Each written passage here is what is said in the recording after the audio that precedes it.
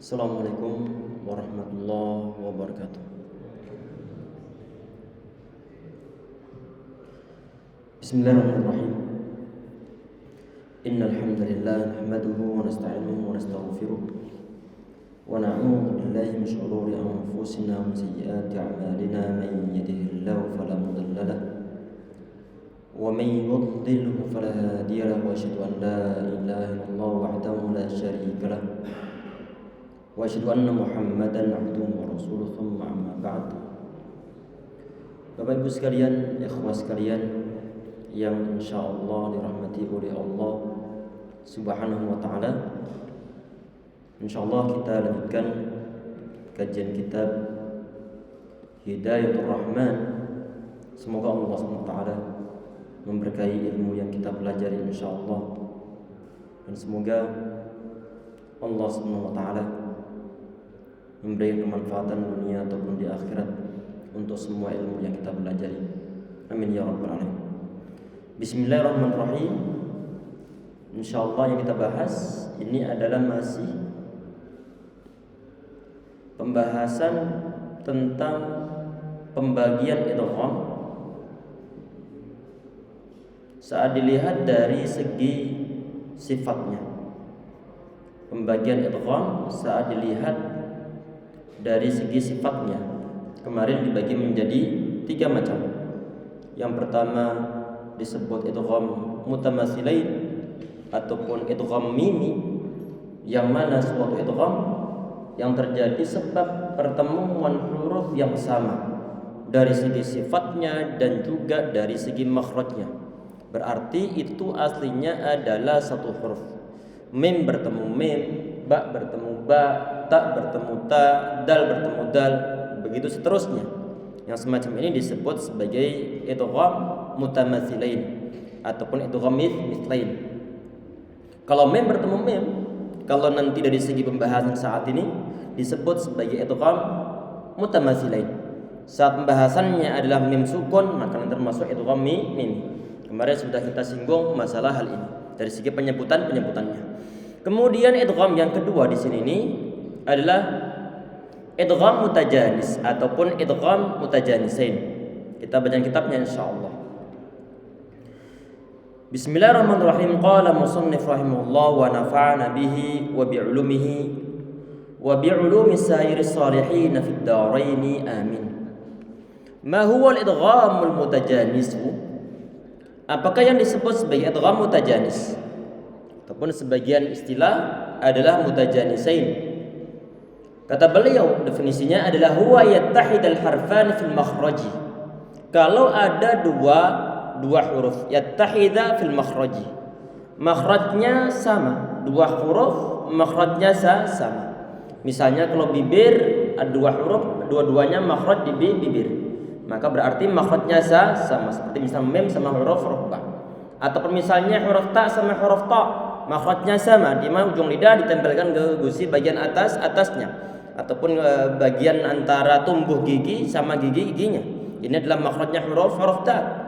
Ataupun makhraj yang lainnya, asalkan ada 2 huruf yang makhrajnya ataupun tempat keluarnya sama, kemudian wa yakhtalifa fi ba'd sifat, dan mereka berbeda dari sebagian sifatnya. Makhrajnya sama, cuman sifatnya ataupun sebagian sifatnya berbeda. Wa yali ahaduhum al-akhara, salah satu dari keduanya ini saling beriringan. Berarti 2 huruf yang sama sifat, yang sama makhraj, tapi beda sifatnya tadi itu mereka bersebelahan, bertetangga-tanggaan. Qata'in wa ta'in, sebagaimana huruf ta dan juga sebagaimana huruf ta. Huruf ta sama huruf ta sama huruf dal, makhrajnya 3 huruf ini sama. Makhrajnya 3 huruf ini sama. Walaupun ta ada ikhtilaf pendapat dari kalangan para ulama, tapi kaul yang masyhur tentang masalah ini adalah ketiga huruf ini makhrajnya sama. Di mana tarful lisan, ujung gigi kita, ditempelkan ke membatu asnan al-ulya, ditempelkan ke tempat tumbuhnya gigi bagian atas ataupun bagian gusi. 3 huruf ini dal. Misalkan ta, ti. Kalau kita bilang ta,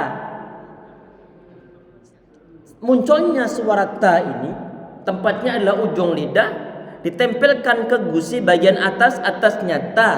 Begitupun dal, da, tempel ke sana kemudian kita bilang da. Coba sekarang tempel dulu, tempel kemudian kita mengucapkan huruf ta, da. Sekarang to.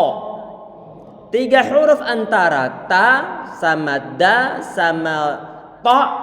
Ini 3 huruf yang satu makhraj. Kalau misalnya 2 di antara 3 huruf ini mereka itu bersebelahan, satu huruf diiringi oleh huruf berikutnya. Tentunya misalnya huruf ta di sini disebut oleh beliau, huruf ta sama huruf ta itu sebagian sifatnya berbeda. Yang paling menonjol apa? Yang paling menonjol adalah istilahnya ada sifat yang berupa idbaq. Ada sifat juga yang berupa isti'la. Idbaq itu apa? Di saat mengucapkan huruf ta, sebagian lidah khususnya di bagian tengah ataupun di bagian ujung-ujungnya, bagian pertengahannya juga di sini diangkat ke atas, nempel ke atas. Sedangkan huruf ta itu bukan begitu. Kalau ta termasuk di antara sifatnya yang paling menonjol yang beda dengan huruf ta itu adalah isti'la. Apa arti isti'la? Pangkal lidah bagian terakhir lidah yang terangkat ke atas. To, sehingga nanti muncul suatu ketebalan ataupun tafkhim. To beda dengan ta. To beda dengan ta. Ta ini termasuk huruf yang istifal, artinya suara yang tipis, munfatih juga di sana. Ini artinya mereka sifatnya adalah tipis untuk huruf ta ini. Berarti untuk huruf dal sama ta, walaupun toh makhrajnya sama, cuman sifatnya berbeda. Kalau seandainya mereka ini berdua bersebelahan, apakah yang terjadi? Ternyata nanti untuk ada model pengidghaman yang hanya sebagian, nanti untuk masalah sebagian yang diidghamkan nanti insyaallah kita ingatkan di bagian terakhirnya. Sekarang kita perhatikan, ini ada kata-kata la'im basatta. Kita perhatikan di sini. Ini ada pengidghaman antara huruf ta sama huruf ta. Pengidghaman antara huruf ta sama huruf ta. Begini ya ikhwah sekalian, di antara manfaat kita itu mempelajari suatu sifatul huruf adalah, di antara gunaannya adalah biar mengetahui mana huruf-huruf yang punya sifat yang kuat dan mana huruf-huruf yang punya sifat yang lemah. Kuat lemahnya dari segi apa? Dari segi berpegang pada makhrajnya. Kalau misalnya dibilang begini, misalnya kita mempunyai huruf fa nih, af. Suara dibuat mengalir satu sisi. Kemudian anginnya juga mengalir.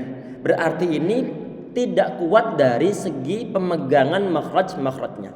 Kalau kuat bagaimana di saat diucapkan terhenti suaranya? Seperti apa ta ini? At, berhenti suaranya. Karena dia punya sifat jahr sama sifat syiddah. Termasuk lagi adalah huruf ta ini. Huruf ta ini dia termasuk adalah huruf yang paling kuat. Huruf yang paling kuat.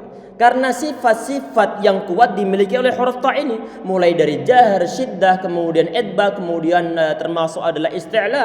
Ini adalah sifat-sifat kuat yang dimiliki oleh huruf ta. Dan ini tidak dimiliki oleh huruf ta. Sehingga begini ikhwah sekalian, ini kan terjadi suatu idgham. Itu kan huruf pertama yang dalam keadaan sukun perlu dimasukkan dalam huruf yang kedua dalam keadaan berharokat. Ini kaidah idgham yang selama ini kita pelajari. Anak ulang bahwa kaidah idgham, pengidghaman suatu huruf ke huruf yang lainnya itu adalah di saat kita itu memasukkan huruf yang dalam keadaan sukun dimasukkan dalam huruf yang berharokat sehingga menjadi satu huruf yang bertasydid. Ini kan untuk kita perhatikan sekarang ini. Tadi ini keterangan antum pahami dulu. Sekarang kita perhatikan ini yang ana kasih kotak berwarna merah, laim basatta. Ini huruf ta di atasnya tidak ada kode apa-apa. Maka di sana itu berarti dia dalam kondisi sukun. Ini adalah master untuk tulisan ataupun rasm Utsmani untuk cetakan Arab Saudi. Yang sering ana sampaikan, kalau antum mendapatkan suatu huruf tidak ada fathah, tidak ada kasrah, tidak ada dhammah, maka huruf tersebut dia dalam kondisi sukun. Baik. Ini huruf ta, dia dalam kondisi sukun. Huruf ta berada di sebelahnya, berarti mereka bersebelahan.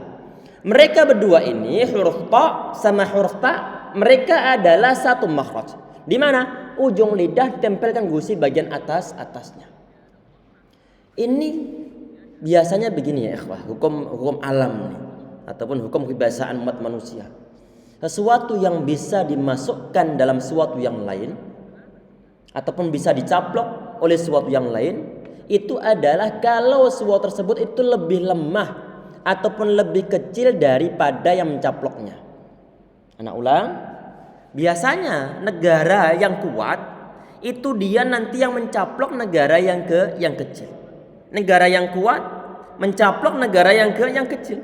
Negara kecil ini kalau dia jelas mungkin rata-rata dia adalah negara lemah, pasti caplok oleh negara yang kuat.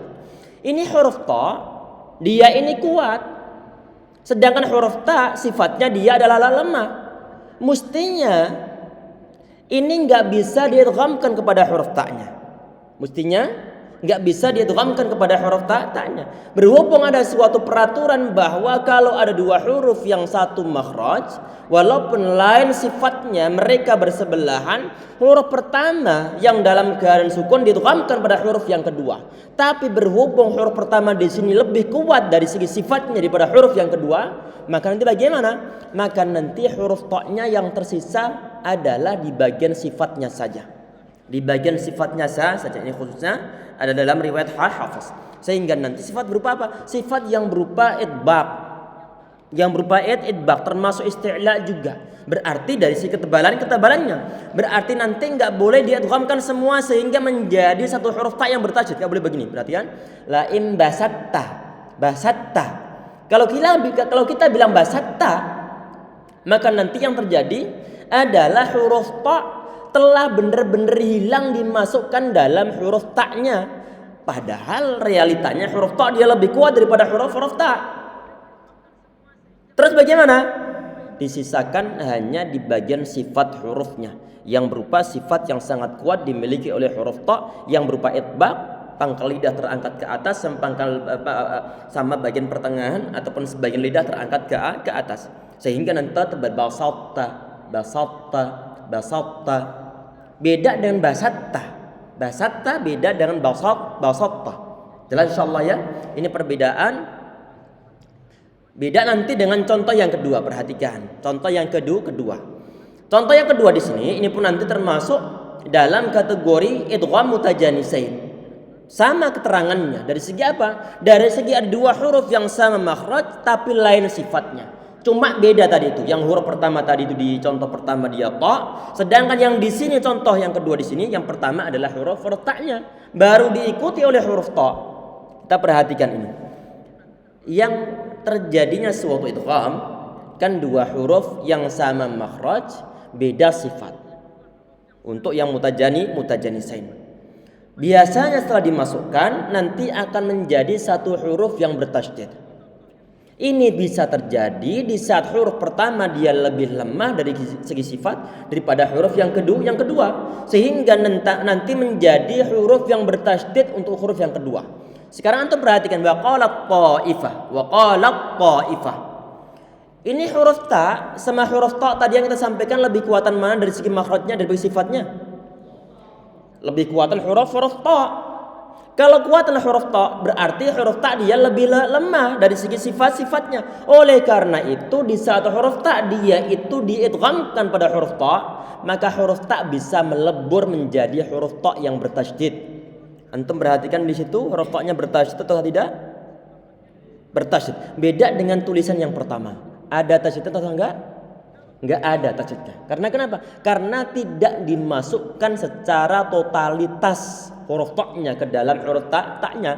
Karena kenapa? Karena huruf ta dia lebih kuat daripada huruf ta-nya. Sekarang kita perhatikan untuk contoh yang kedua ini. Untuk contoh yang kedua tentunya setelah kita mengidghamkan huruf ta ke dalam huruf ta, maka menjadi suara huruf ta dalam keadaan bertasydid. Sekarang kita baca. A'udzu billahi minasy syaithanir rajim.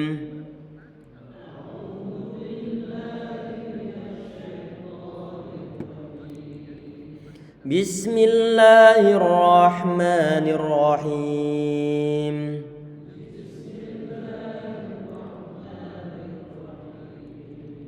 Wa qala ta'ifatun min ahlil kitab.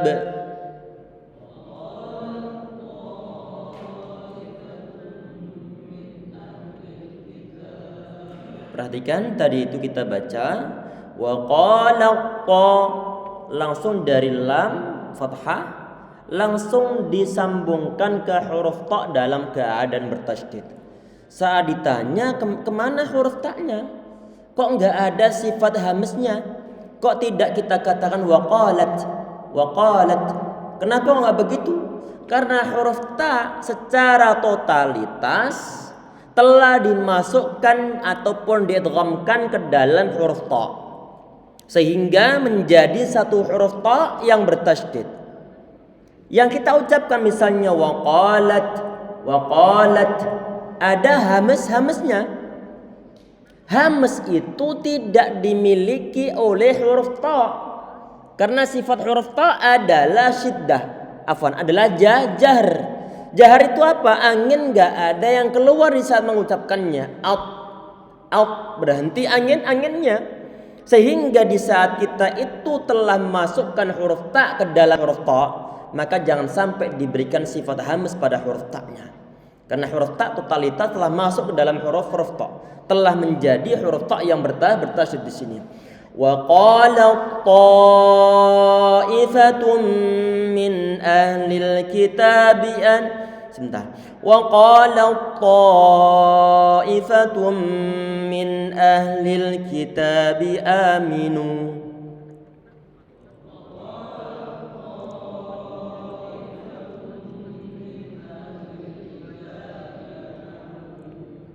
وقال طائفة من أهل الكتاب آمنوا.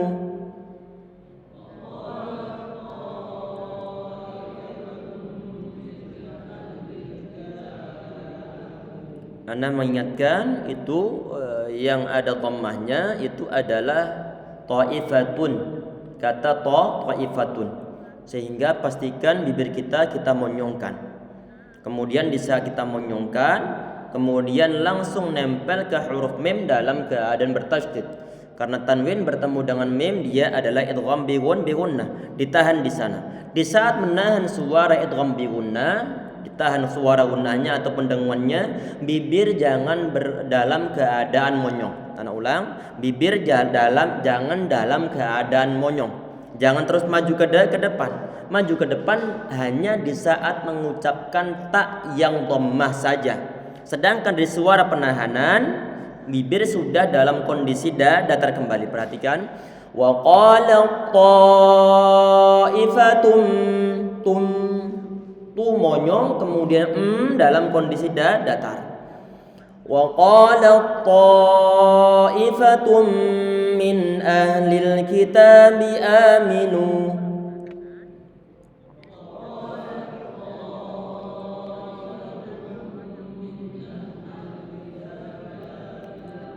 آمنوا بالذي أنزل على الذين آمنوا.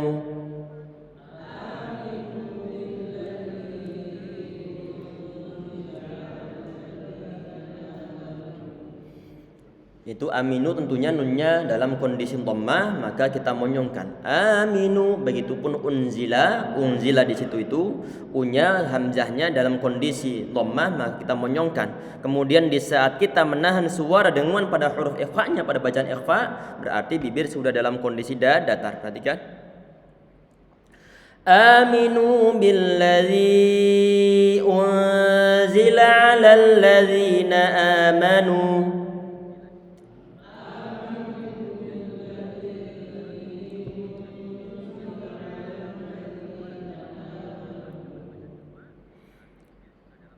Alal ladzina amanu wajhan nahari wakfuru. Sebentar. Alal ladzina amanu wajhan nahari wakfuru.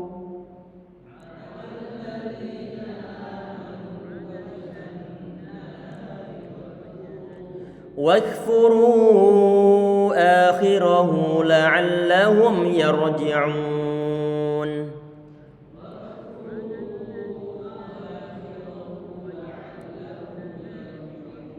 Nah, thayyib, tadi ini berarti adalah ada pengidhaman dua huruf yang sama makhraj, yaitu huruf ta sama huruf ta, dimasukkan ataupun ditokhamkan pada huruf ta setelahnya, dan mereka satu makhraj, cuma lain sifat-sifatnya ataupun sebagian sifatnya lah lain. Kita lanjutkan. Kenapa kok dibilang sebagian sifat? Karena ada sifat yang dimiliki oleh huruf ta sama yang dimiliki oleh huruf ta sebagian sifat-sifatnya. Apa itu? Yaitu yang berupa syiddah diantaranya. Syiddah itu bagaimana? Di saat mengucapkan huruf ta, suara tidak mengalir, berhenti suaranya. Begitupun di saat mengucapkan huruf ta, berhenti juga. Berarti sebagian sifat yang dimiliki oleh huruf ta sama ta, ini mereka sebagiannya sama sifatnya, tetapi sebagian sifat yang lain berbeda. Yang dibahas tadi ini adalah satu makhraj, cuma lain sebagian sifatnya. Sifat apa? Yang tadi yang kita sampaikan, antaranya adalah idbaq, termasuk isti'la, termasuk apa lagi? Qalqalah. Termasuk qalqalah. Kita lanjutkan. Kemudian ada juga di sini antara huruf ta bertemu dengan huruf dal. Ini pun sama tadi itu, mereka satu makhraj ini. Jadi tiga huruf ini ta, dal sama ta, mereka adalah satu makhraj. Ujung lidah ditempelkan ke gusi bagian atas. Sekarang pertemuan antara huruf ta dan huruf dal, satu makhraj berarti. Apakah semua sifatnya berbeda? Tidak. Apakah semua sifatnya sama? Juga tidak. Terus bagaimana? Sebagian sifatnya berbeda. Sebagian sifat berbeda. Kita perhatikan nanti ini juga diidghamkan antara huruf ta sama huruf dalnya. Kita baca insyaallah ini surah Ali Imran. Huwallazi khalaqakum min nafsin wahidah.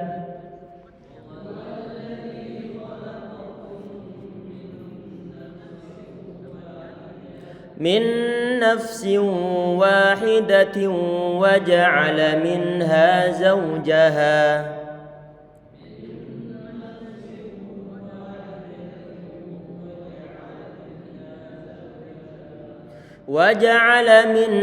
زوجها ليسكن إليها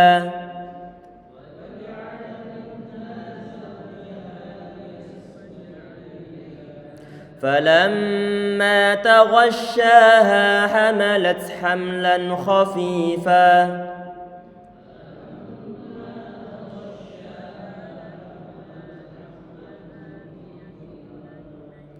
Tadi itu di situ ada kode waqaf shad sama lam yang kemarin pernah kita bahas. Ini adalah singkatan waqaf aula. Shad wasal aula, afwan. Shad singkatan wasal, kemudian lam sama alif yang dibuat kebalik itu yang modelnya begini. Ini alif yang dibuat kebalik, ini adalah huruf alif. Ini adalah singkatan dari kata aula. Aula artinya lebih utama. Berarti diwasolkan lebih utama. Tapi kalau seandainya berhenti, maka enggak jadi masalah. فلما تغشاها حملت حملا خفيفا فمرت به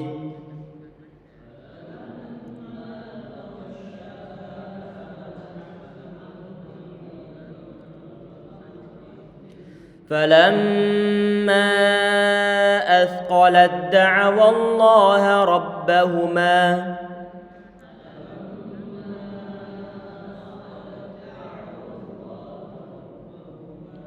أثقلت دعوا الله ربهما.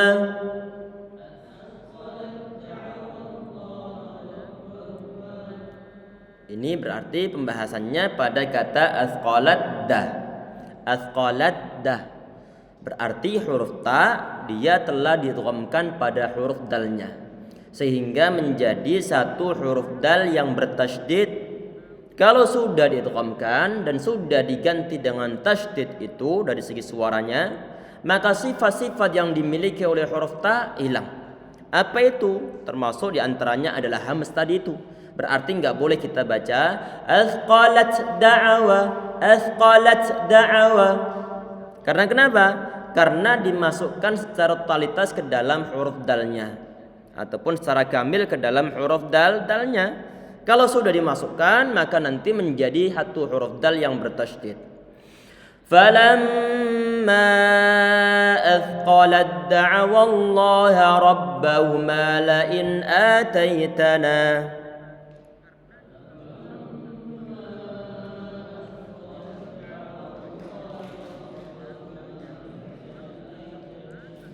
لئن آتيتنا صالحا لنكونن من الشاكرين.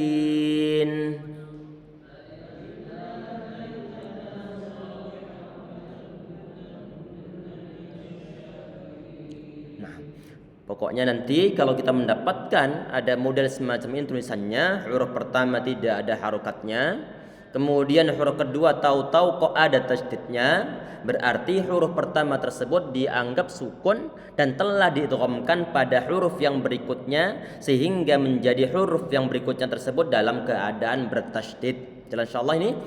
Kemudian contoh berikutnya ini kebalikan dari contoh tadi ini. Kalau contoh sebelumnya tadi itu adalah huruf ta yang sukun bertemu dengan huruf dal. Yang sekarang kebalikannya ini, huruf dal dia dalam kondisi sukun bertemu dengan huruf ta, huruf ta. Maka huruf dal yang sukun dimasukkan dalam huruf ta-nya. Kita baca insyaallah. Qala awalau ji'tukum bi ahda mimma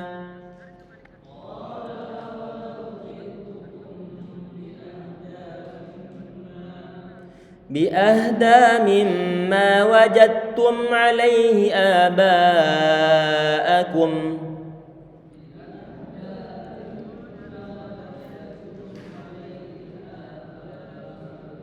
Naam, pembahasannya berarti adalah wajadtum.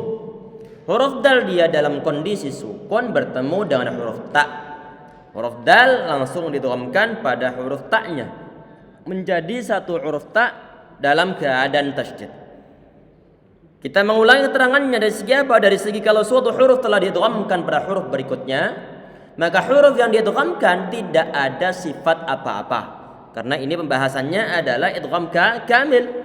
Idgham pemasukan satu huruf ke huruf berikutnya secara sempurna sehingga sifat huruf pertama tidak ada sisa sama sekali. Termasuk apa di sini? Huruf dal itu kalau misalnya dia dalam kondisi sukun mestinya dia punya sifat qalqalah. Tetapi di sini telah didhamkan secara sempurna sehingga sifat qalqalahnya pun menjadi hilang. Oleh karena itu kalau kita baca tidak boleh kita baca wajadatum ataupun enggak boleh abadatum, tidak diperbolehkan. Karena kenapa? Karena tentunya telah dimasukkan dalam huruf berikutnya sehingga sifatnya menjadi hilang. Ini secara ringannya, tentunya ringan kalau didhamkan secara sempurna begini. Kalau kita mengucapkan wajadatum itu lebih berat daripada kita mengucapkan wajadtum, lebih ringan di lidah. Jelas insyaallah ya. Jadi sebagian hukum-hukum tajwid itu adalah karena ringannya lidah dalam mengucapkannya. Termasuk kemarin yang kita sampaikan sebelumnya saat ditanya kenapa huruf nun di saat bertemu dengan huruf ba, huruf nunnya sukun dalam keadaan sukun, kenapa mesti diganti dengan huruf memnya? Alasannya adalah karena lebih ringan diganti dengan huruf memnya. Tentunya menggunakan aturan, bukan asal ganti. Ini pun sama ini pun sama. Saat diidghamkan dengan idgham yang sempurna lebih ringan daripada masih utuh tidak didghamkan. Kita lebih ringan mengucapkan wajadtum daripada wajadatum. Allahu a'lam. Kita lanjutkan. Kemudian di contoh berikutnya. Ini adalah huruf tha bertemu dengan huruf zal. Huruf tha sama zal sama dha. Tha, zal sama dha. Mereka ini adalah satu makhraj, satu tempat keluar. Di mana tempat keluarnya? Ujung lidah ditempelkan ujung gigi seri bagian atas dan dikeluarkan sedikit. Tha, coba. Tha. Sekarang ujung lidah ditempel ujung gigi seri bagian atas, tempel dulu, baru kemudian tha. Sekarang zal, za. Sekarang dha, dha. Posisi lidah keadaannya sama dari segi ujung-ujungnya. Ini kan kalau seandainya di huruf tha bertemu dengan zal, tha bertemu dengan zal, berarti ada dua huruf yang sama makhraj, cuman beda sifatnya nanti. Beda sifatnya. Huruf zal dia bukan termasuk huruf hams. Di saat mengucapkannya nggak ada angin yang nyentrong keluar kuat. Memang ada angin, cuma nggak sekuat huruf tha. Ada angin yang keluar. Zal memang ada angin yang keluar, cuma tidak sekuat huruf tha-nya. Za. Ada angin yang keluar, cuma nggak sekuat huruf tha-nya. Oleh karena itu huruf zal tidak dimasukkan dalam kategori huruf yang punya sifat hams. Dia masuk dalam kategori huruf yang punya sifat jahr. Berarti sifatnya berbeda. Di saat sifatnya berbeda, sedangkan mereka satu makhraj, maka perlu didghamkan. Kalau mereka bersebelahan. Yang pertama sukun, kedua berharokat, maka nanti perlu untuk diidghamkan. Kita perhatikan di sini.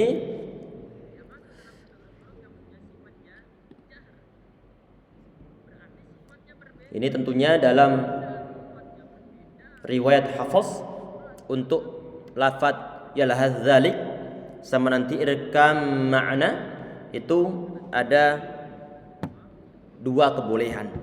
Bisa idgham, bisa dibaca izhar. Tetapi nanti menurut ataupun dari jalur Syatibiyah belum kita pelajari. Sekarang ini kita praktikkan saja untuk yang diidghamkan. Kita baca dari awal insyaallah. Walau syi'na larafa'nahu biha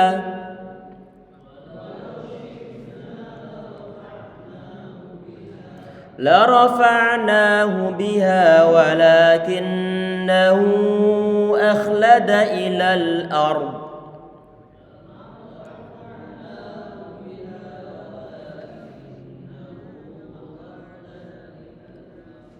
أخلد إلى الأرض واتبع هواه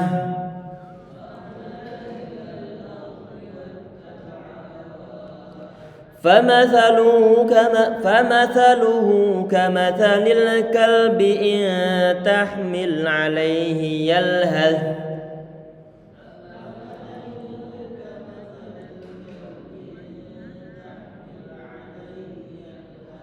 إن تحمل عليه يلهث أو تتركه يلهث.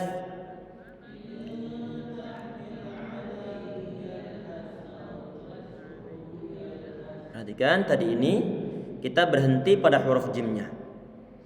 Kita berhenti pada waqaf yang ada kode huruf jim. Berarti waqafnya adalah waqaf jaiz. Kalau jaiz berarti boleh berhenti, boleh diwasalkan. Berhubung kita itu mau mempertemukan antara huruf fa, mau kita pertemukan dengan huruf dzal untuk praktek ini, sehingga nanti kita ulang dari atat au tatruku yalhad, kemudian diwasalkan ke kata zalika. Aw tatrukhu yalhad zalika mathalul qaumil ladzina kadzdzabu bi ayatina.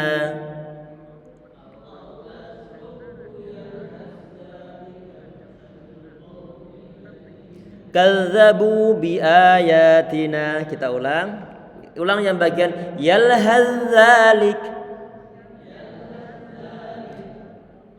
Kita lupakan ataupun anggap gak ada untuk huruf ta-nya dari segi suara. Karena kenapa? Karena langsung dari huruf ha pada kata yalhad langsung dimasukkan, disambungkan ke huruf zalnya. Yalhad dzalik. Ayo. Berarti nanti begini dari segi suara. Perhatian sebentar. Kurang gede sebentar. Iya kurang gede ya. Sebentar.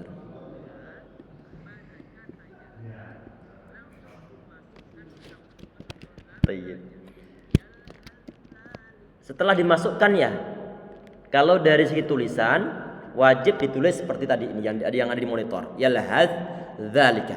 Cuma untuk memahamkan, kita anggap bahwa huruf ta-nya enggak ada. Kita ceritakan kronologinya. Langsung kita sambungkan ke huruf dzalnya.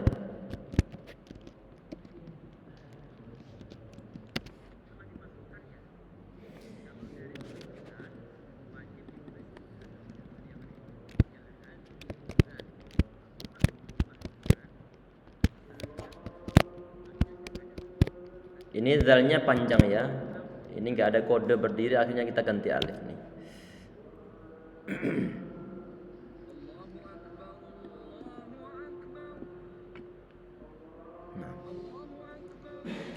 Yalhad dzalik. Yalhad dzalik. Jelas insyaallah ya, berarti huruf ta-nya telah diidghamkan pada huruf dzalnya sehingga menjadi satu huruf dzal yang bertasydid. Jelas? Contoh yang terakhir ini sudah di akhir waktunya. Ini contoh yang terakhir di antara idgham mutajanisain itu adalah di saat bertemu antara huruf ba bertemu dengan huruf mim. Ba sama huruf mim mereka adalah satu makhraj. Di mana? Di syafatain, di kedua bibir, nempel ba, ma. Berarti hurufnya baik mim ataupun ba mereka satu makhraj. Apakah sifatnya berbeda? Jelas beda. Mim sifat yang paling menonjol itu adalah sifat gunnah, dan ba enggak punya sifat gunnah. Termasuk sifat yang menonjol di antara huruf ba dan tidak dimiliki oleh huruf mim itu adalah qalqalah. Sifat qalqalah tidak dimiliki oleh huruf mim tapi dimiliki oleh huruf ba. Sekarang kita perhatikan di sini nih, mim sukun bertemu dengan ba. Kita baca insyaallah dari awal. Wahya tajri bihim fi mawjin kal jibal.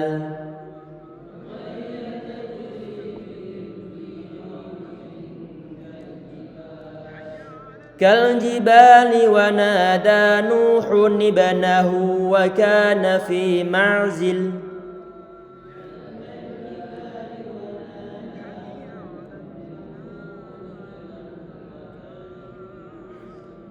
ونادى نوح ابنه وكان في معزل.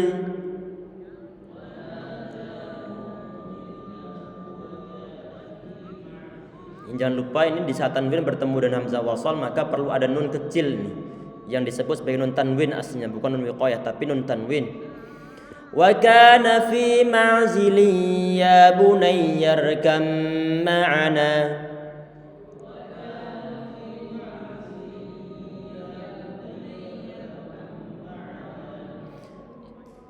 Irkam ma'ana wa la takum ma'al kafirin.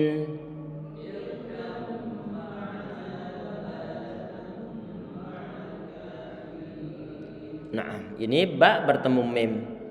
Kalau kita mempertemukan antara ba sama mim tersebut, maka di saat ba-nya dalam kondisi sukun, mimnya berharokat, maka ba-nya dimasukkan dalam huruf mim.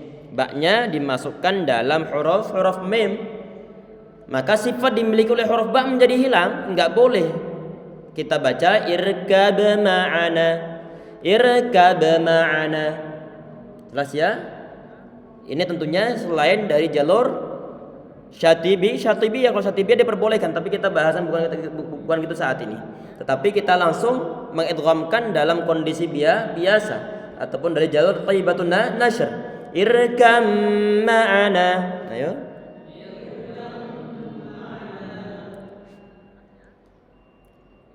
Berarti itu terjadi suatu pertemuan dua huruf yang sama makhraj, cuman beda sifat-sifatnya. Ini waktu sudah habis, langsung mungkin barangkali ada pertanyaan. Ini lama nggak buka pertanyaan nih, kelupaan kadang-kadang. Barangkali ada pertanyaan? Nggak ada? Nanti jangan lupa habis Isya masih ada sesi kedua untuk fikih madzhab Syafi'i insyaallah tentang akhir bab i'tikaf. Ada pertanyaan tentang Al-Qur'annya insyaallah? Kalau nggak ada? Nggak ada? Kalau nggak ada insyaallah kita cukupi sekian untuk pembahasan ini. Semoga bermanfaat. Nanti di pertemuan pekan depan insyaallah kita bahas tentang idgham mutaqaribain atau idgham mutaqarib. Semoga Allah SWT berkahi sisa usia kita semua, insyaallah berkahi ilmu kita semuanya. Semoga Allah mudahkan berkahi semua kegiatan kita semua insyaallah ya rabbal alamin. Subhanallah bihamdika asyhadu an la ilaha illa anta astaghfiruka wa atubu ilaik. Assalamualaikum warahmatullahi wabarakatuh.